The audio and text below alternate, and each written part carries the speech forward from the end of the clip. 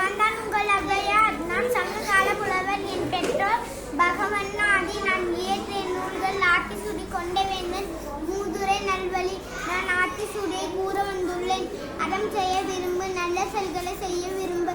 ஆறுவது சினம், கோபத்தை அடக்கிக் கொள்ள பழகி.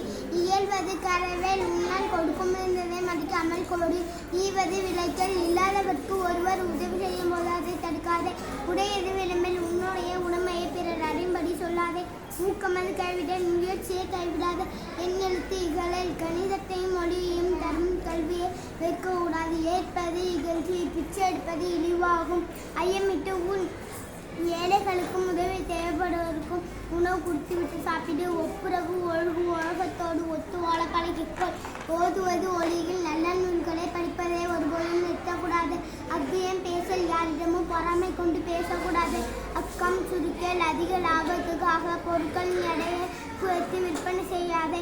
என்ன மாணவர்களே, நான் கூறிய ஆத்திசூடியை நீங்கள் பின்பற்றிய உங்கள் வாழ்க்கை சிறப்பாக அமையும். நன்றி, வணக்கம். நான் போய் வரட்டுமா?